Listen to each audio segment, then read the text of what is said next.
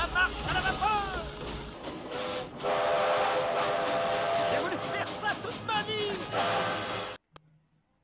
Donc bonjour et bienvenue au chemin de fer de la vallée de l'Ouche, à Bligny-sur-Ouche en Côte d'Or. C'est un chemin de fer touristique animé par des bénévoles, par des passionnés de chemin de fer, des passionnés de mécanique, des passionnés de la machine à vapeur. On est tous là pour faire vivre un patrimoine industriel rare. Des locomotives à vapeur, il y en a plein dans les musées, mais ici on les fait vivre. On refait vivre les gestes métiers, on refait vivre leur histoire, on explique aux gens, voilà, sur une ligne historique, comment fonctionnait à l'époque le chemin de fer de grand-papa, qui n'a rien à voir avec le chemin de fer actuel. Donc on exploite 3 locomotives à vapeur, 2 sont en état de marche et une est tombée en panne l'année dernière, et c'est son histoire que je vais vous conter dans cette vidéo. Alors, il faut savoir que notre train touristique roule sur un chemin de fer, sur de la voie de 60. La voie de 60, c'est 60 cm d'écartement entre les rails. C'est un chemin de fer industriel. C'était des trains qui étaient faits pour aller dans les mines, dans les carrières, mais aussi dans les champs de betteraves, dans les usines.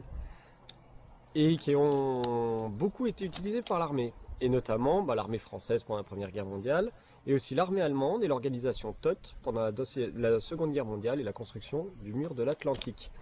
Alors ce qu'il faut savoir, c'est que l'armée allemande a fait construire énormément de matériel dans les industries françaises, et l'usine de Decauville, qui était une usine qui produisait du matériel ferroviaire, a été sollicitée par les Allemands pour construire du matériel sous licence de constructeurs de chez eux, donc sous licence Henschel.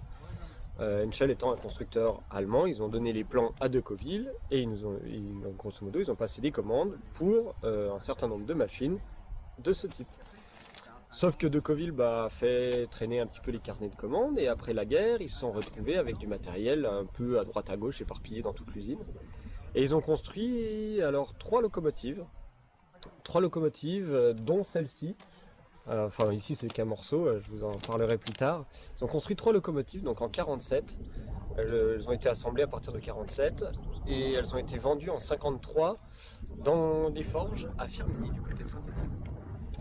Petit à petit là-bas elles ont tiré les wagons, elles ont servi à l'usine, et l'une d'entre elles a été utilisée comme générateur de vapeur à poste fixe. Et c'est ce qui a permis de la sauvegarder. Donc cette locomotive, transformée en générateur de vapeur, a été repérée par les fondateurs de l'association ici, qui l'ont rachetée à l'usine, et qui l'ont restaurée, qui l'ont remise déjà en état de marche ici à Bligny-sur-Ouche. Ils l'ont transformée en lui ajoutant un petit tender derrière, donc un petit wagon à charbon supplémentaire, et elle a assuré les tout premiers trains ici, il y a 40 ans à peu près. Alors, faut savoir qu'une locomotive à vapeur, elle a besoin d'un poumon pour vivre, elle a besoin de sa chaudière. Et c'est cet élément-là qu'on voit aujourd'hui posé sur ce wagon. La chaudière, elle est composée de plusieurs éléments en acier.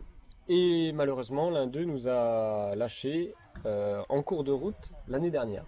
Ce qui a entraîné un arrêt immédiat de la chaudière et d'énormes travaux à faire dessus. Parce qu'on imagine que si une pièce lâche, les autres à côté sont fatigués aussi.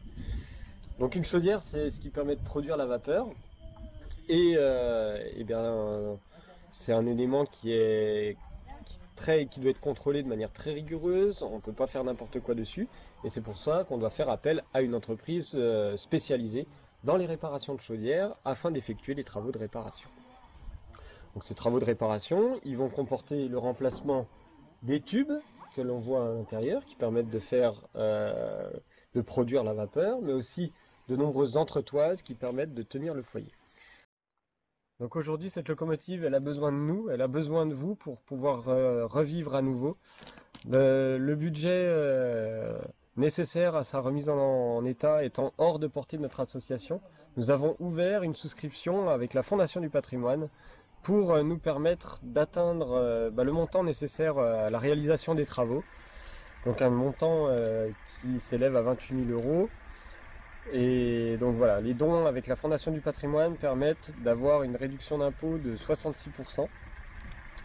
C'est des dons qui sont alloués à ce projet et qui iront forcément dans la restauration de cette chaudière. Donc voilà, si vous connaissez des gens, si vous-même vous souhaitez contribuer à la restauration de ce patrimoine ferroviaire et industriel unique en France, et ben ce sera avec la plus grande joie et nous espérons bien faire rouler cette locomotive dès l'année prochaine. On compte sur vous. Merci.